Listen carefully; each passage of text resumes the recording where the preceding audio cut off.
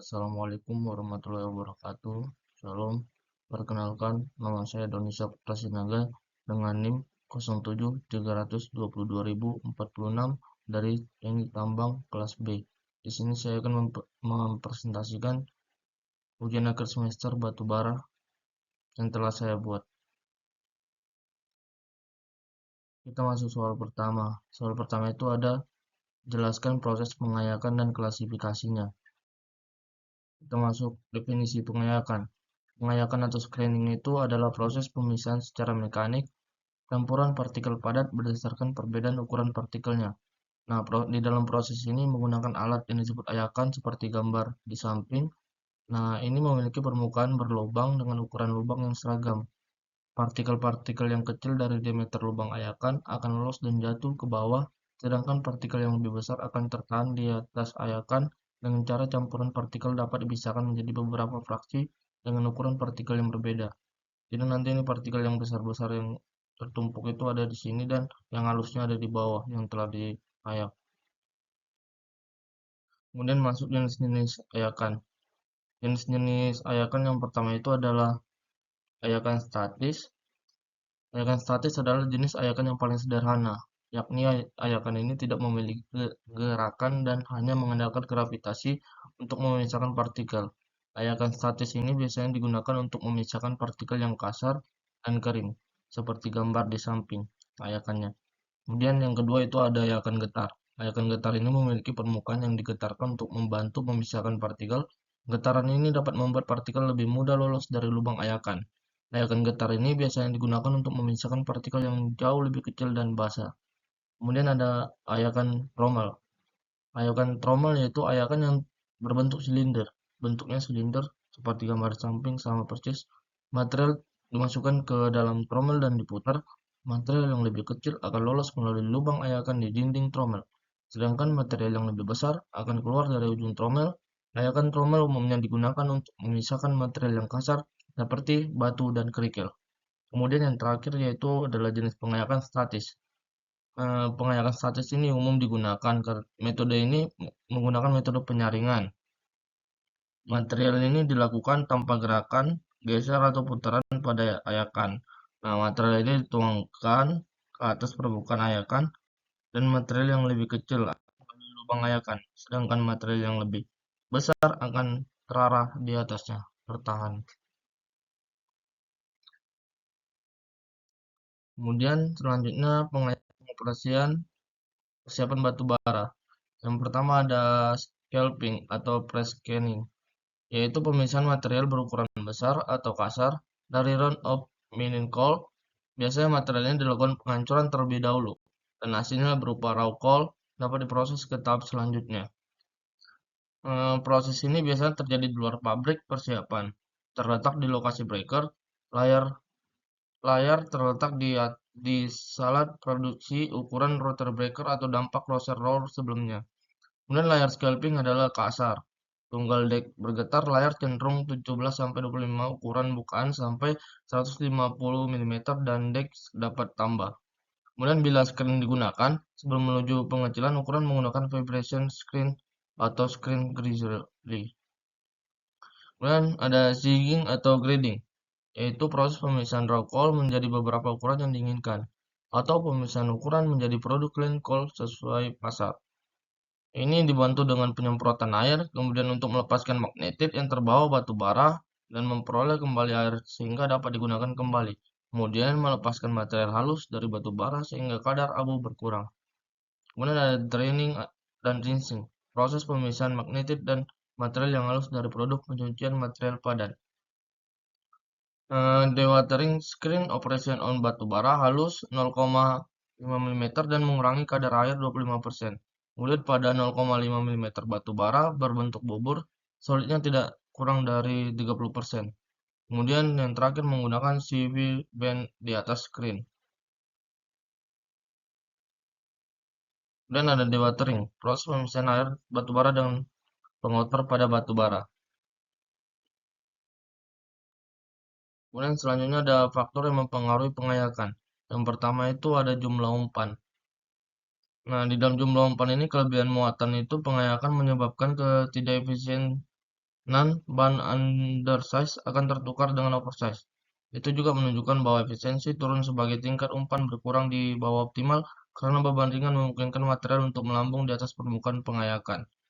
Faktor yang mempengaruhi kayakan berikutnya, kedua itu bed depth.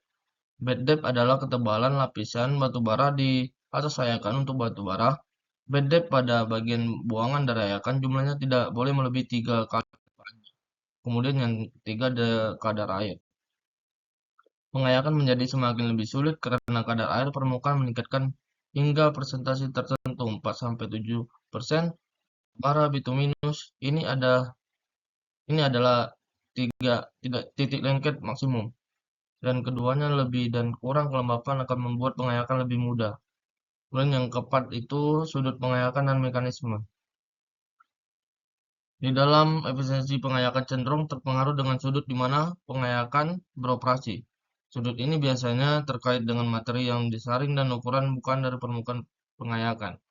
Kemudian yang terakhir, daerah pengayakan yang efektif.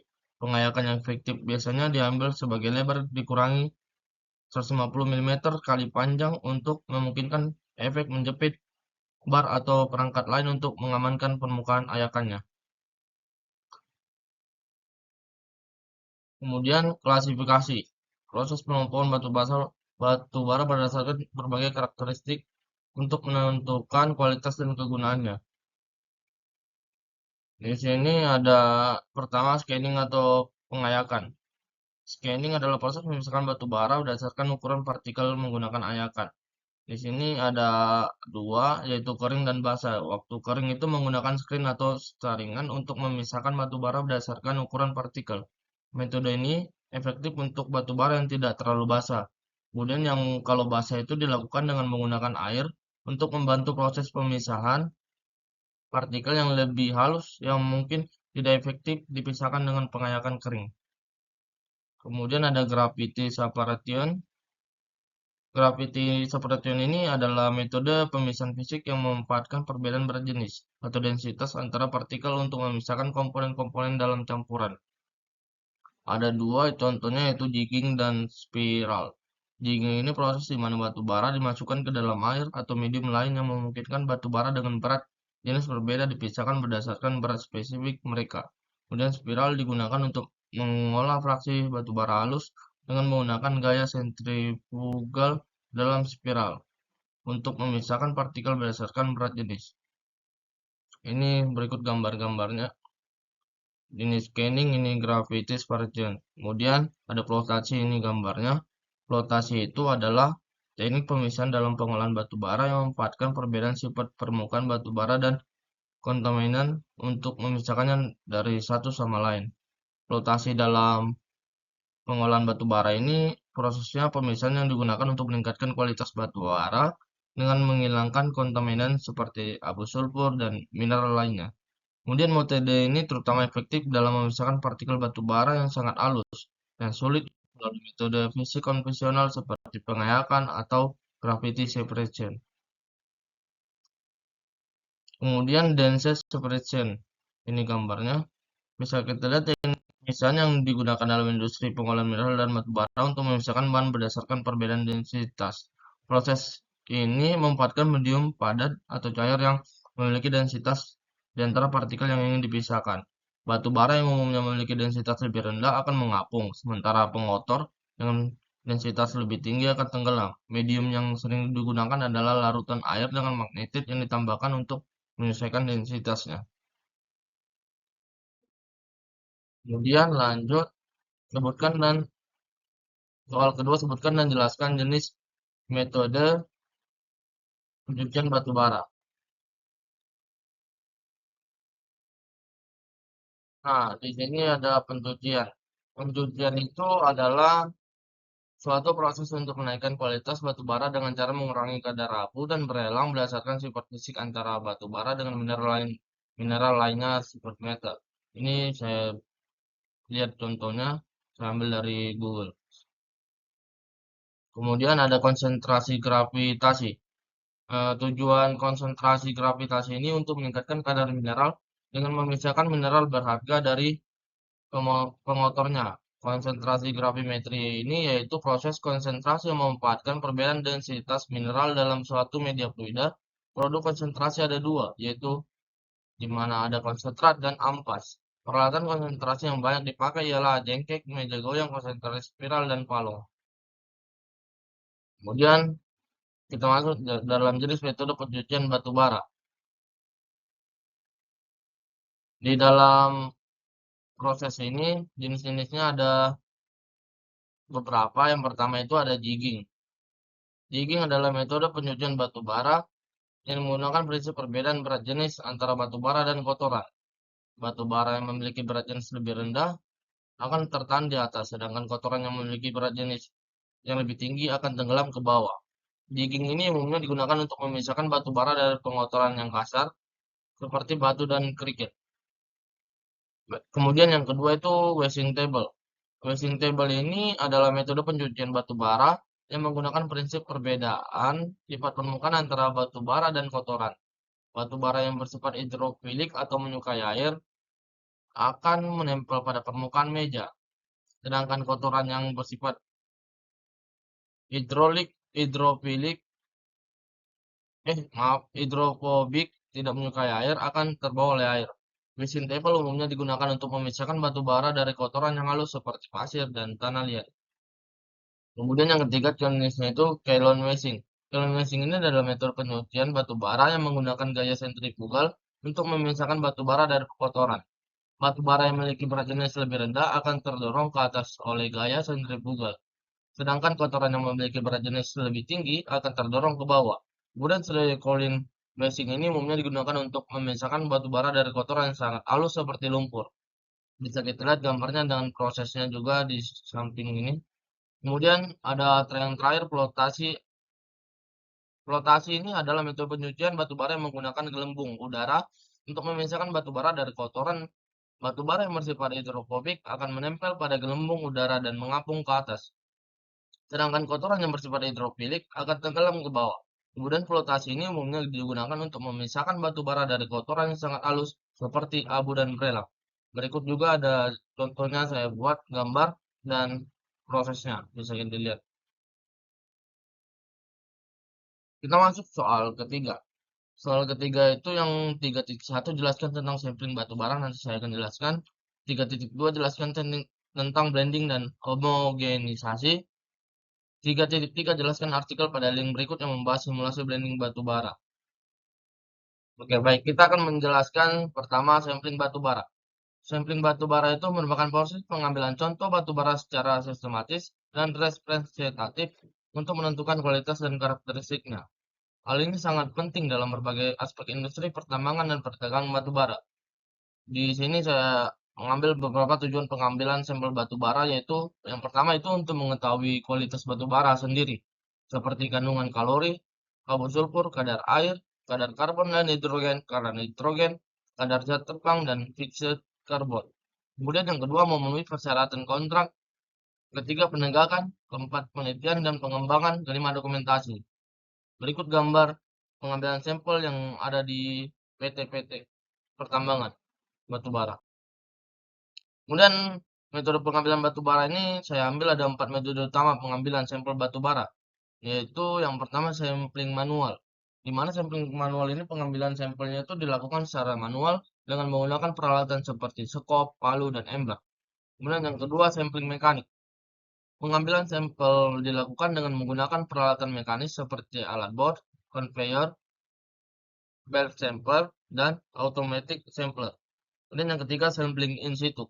Pengambilan sampel ini dilakukan langsung dari deposit batubara sebelum ditambang. Dan terakhir yaitu sampling in situ, di mana pengambilan dalam sampel ini dilakukan dari batubara yang telah ditambang, seperti di stockpile atau di atas conveyor belt. Kemudian kita masuk ke blending dan homogenisasi adalah dua proses penting dalam industri pertambangan, yang dimana tujuannya itu untuk sama-sama menghasilkan produk batubara dengan kualitas yang seragam dan konsisten. Blending. Pertama itu kita blending, jelasannya itu blending adalah proses pencampuran batu bara dari berbagai sumber atau dengan karakteristik yang berbeda untuk menghasilkan batu bara dengan kualitas yang diinginkan. batu bara dengan karakteristik yang berbeda dicampur dalam proporsi yang tepat untuk mencapai nilai kalor, kadar abu, kadar belerang, dan karakteristik lainnya yang diinginkan. Kemudian homogenisasi. Homogenisasi ini adalah proses pencampuran batu bara secara menyeluruh untuk memastikan apakah bahwa batu bara itu memiliki kualitas yang seragam di seluruh bagiannya. Hal ini penting karena batu bara yang tidak homogen dapat menyebabkan masalah pada saat pembakaran. Kemudian blending dan homogenisasi itu merupakan proses penting dalam industri pertambangan yang dimana menghasilkan produk batu bara dengan kualitas yang seragam dan konsisten. Nah, yang terakhir jelaskan artikel simulasi blending di batu bara. Nah, di dalam penelitian ini bertujuan untuk mengetahui proses cold blending, kualitas batu bara yang masuk ke dalam raw, kualitas batu bara, permintaan pasar, merencanakan simulasi cold blending, mengetahui proses penyebab penurunnya kualitas batu bara, serta memberikan saran dari hasil penelitian. Penelitian ini dilakukan dengan cara melakukan pengumpulan data dari lapangan didukung dengan adanya instrumentasi di lapangan. Data-data yang tersedia kemudian selanjutnya diolah untuk mendukung berlangsungnya kegiatan penelitian. Karena adanya penumpukan batu bara dan terdapat nilai AS yang tinggi pada batu bara di PT Kapos Tunggal Persada sehingga menyulitkan untuk mengontrol kualitas batu bara, maka perlu adanya pencampuran batu bara tersebut. Ini ada hasil pengamatan sampel pada rumput Jeliwan Barat. Pengumpulan data terbagi dalam dua tahapan. Yang pertama, pengumpulan data sekunder berupa artikel jurnal dan keadaan umum lokasi penelitian. Sedangkan untuk data primernya berupa foto-foto hasil kegiatan blending sesuai selama penelitian berlangsung. Seperti yang ini yang saya cantumkan gambarnya. Kemudian lanjut analisa total moisture. Di dalam gambar ini kita bisa lihat untuk simulasi perhitungan teoritis produk 1, 2, dan 3 didapatkan nilai TM sebesar 4,40%, simulasi sulfur 4,47%, dan perhitungan persentase eliminasi substitusi sebesar 4,38%, yang dimana nilai TM ini memenuhi pasaran, yaitu 10%. Kemudian analisa as batu bara dapat kita buka di dalam produk 1, 2, dan 3 didapatkan AC besar 12,01%. Simulasi sulfur 13,62%, dan eliminasi substitusi sebesar 9,3%. Dapat disimpulkan simulasi ini memenuhi permintaan pasar yaitu 14%. Kemudian analisa total sulfur batu bara. Dilihat juga pada gambar. Teoritis produk 1, 2, dan 3 didapatkan total sulfur sebesar 0,53, yang dimana bahwa nilai total sulfur dari simulasi ini memenuhi permintaan pasar yaitu 1%. Dan yang terakhir itu CP batu bara. Untuk simulasi perhitungannya dalam produk 1, 2, 3 sebesar dapat CP 6,829,22 kakal per kilo. Kemudian eliminasi substitusi sebesar 7,002,63 kal per kilo. Baiklah, terima kasih Pak atas presentasi yang saya buat, dan untuk UASnya semoga bermanfaat.